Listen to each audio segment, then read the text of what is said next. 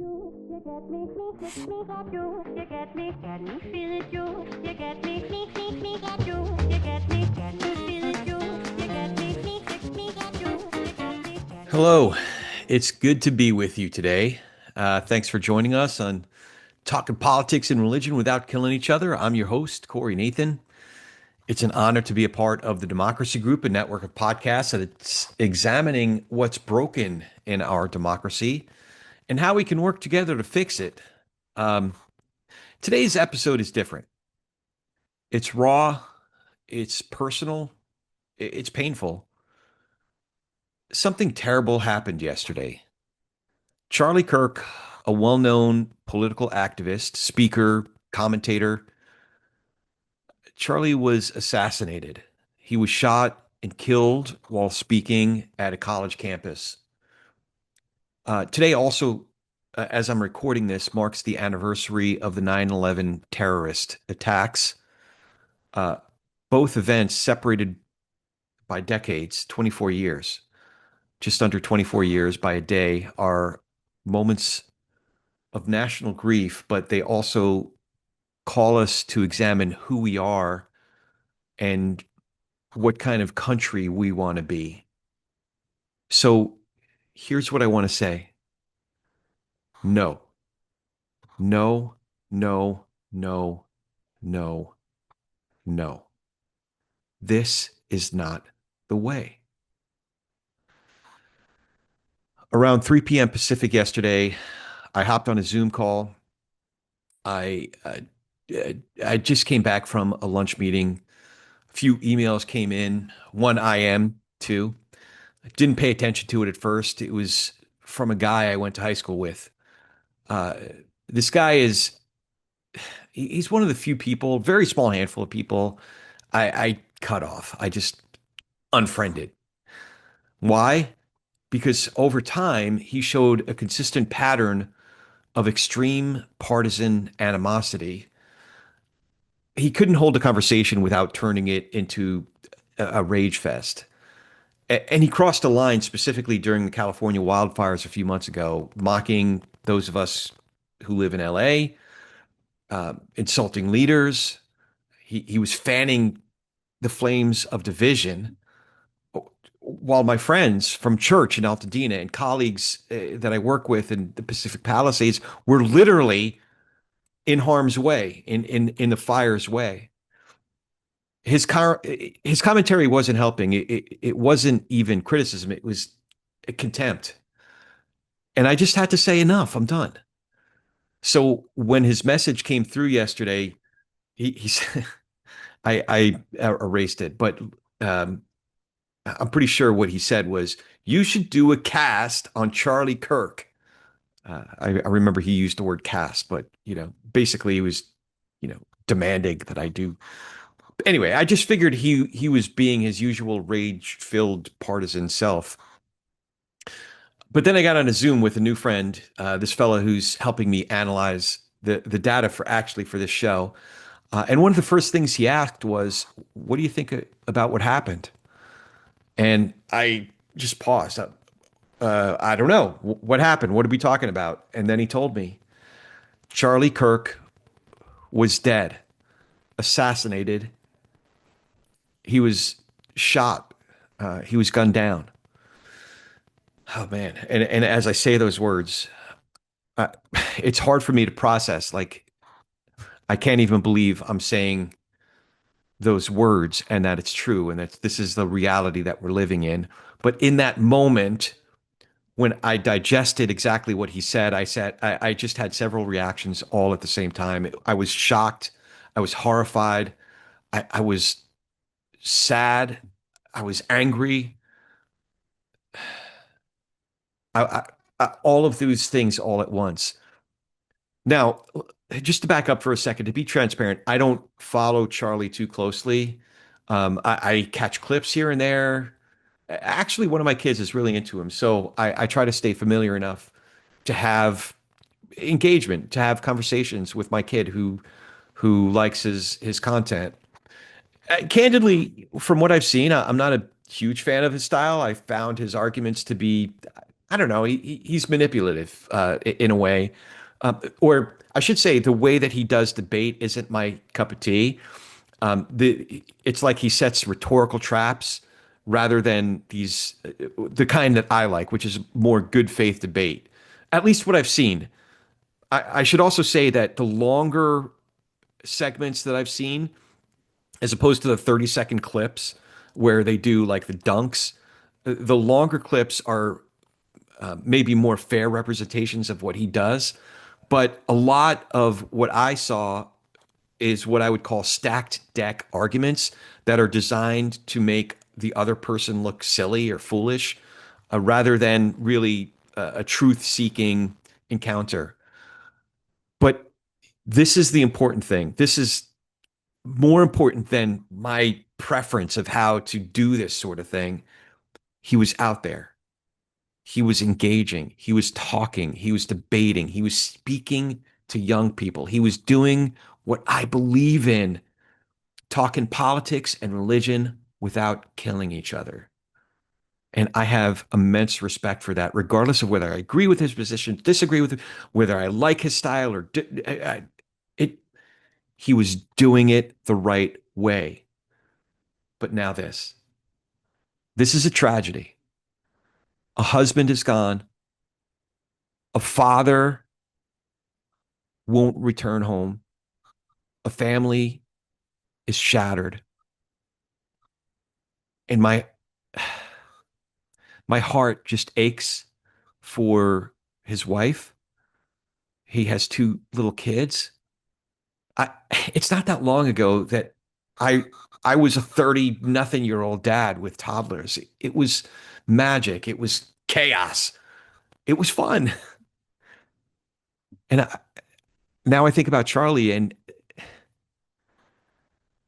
that magic is gone for his young family. Their lives will never be the same. And man, this is just different for me.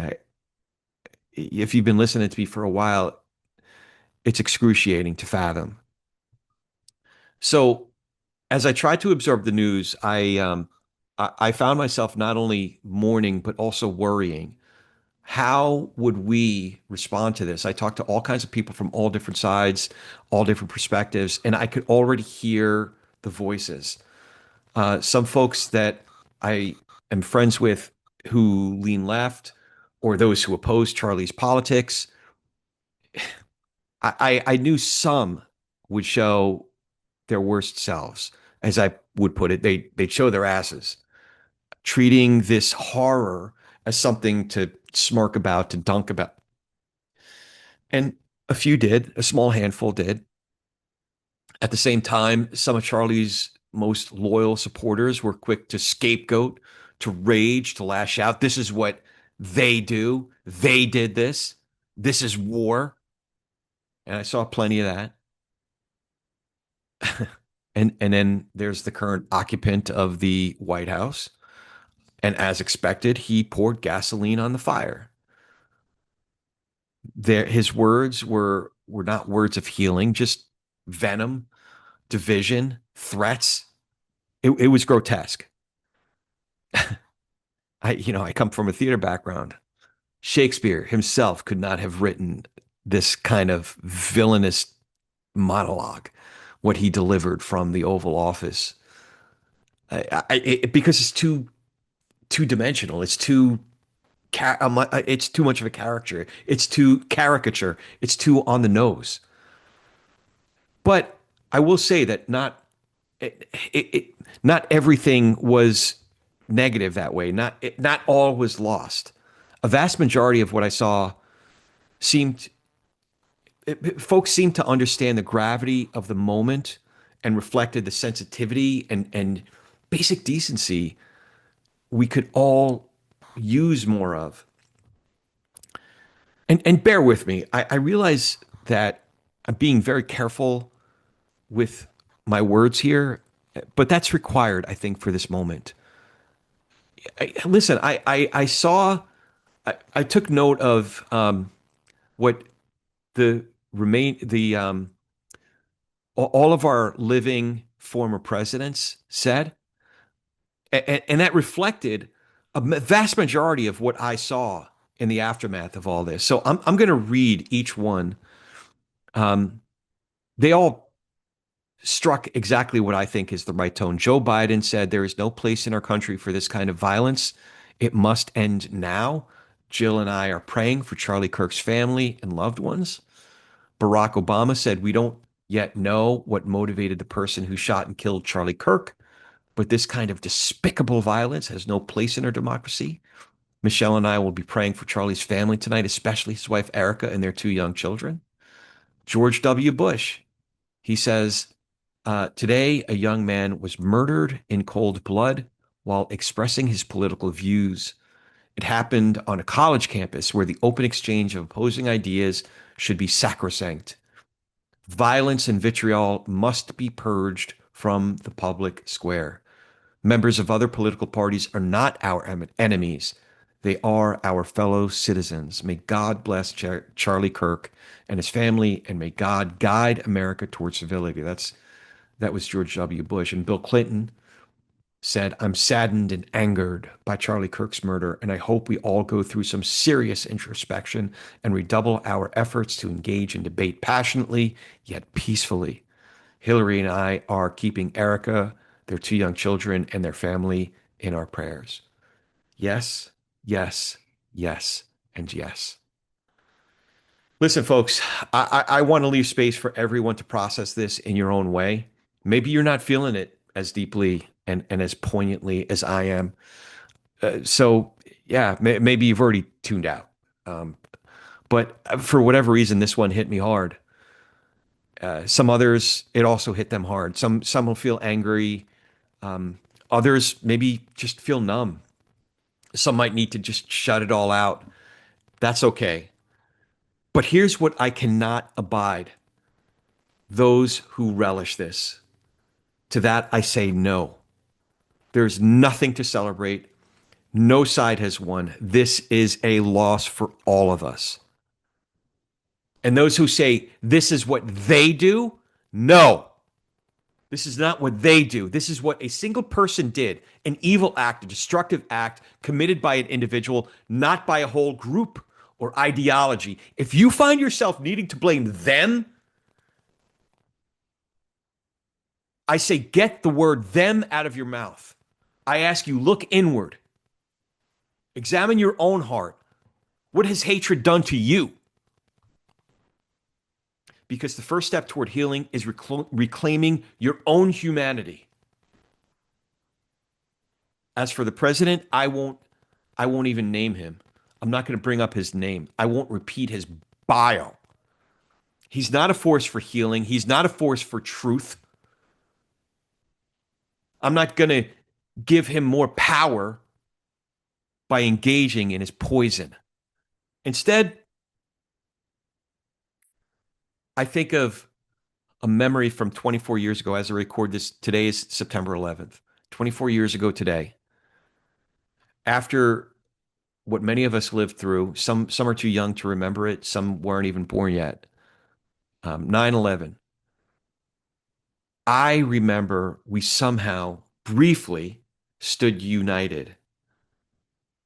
And there were opportunists, fear mongers on the fringes. But most of us, we stood shoulder to shoulder, left, right, center. We wept together. We mourned together. We remembered what it meant to be Americans. I I wish we didn't need a tragedy to remind us, but maybe now, right now, we can decide to be different. Maybe we can reclaim that impulse to talk to one another, to argue, but argue honestly, to disagree, but disagree constructively, to grieve together, and to resist the poison of us versus them. I've been looking at the words of Lincoln, some of his most famous speeches, the Gettysburg, the second inaugural. And if you ever get a chance to visit the Lincoln Memorial in Washington, go take time and be there. the sanctity of that space and read those words. On one side is the Gettysburg Address, and the other side is the second.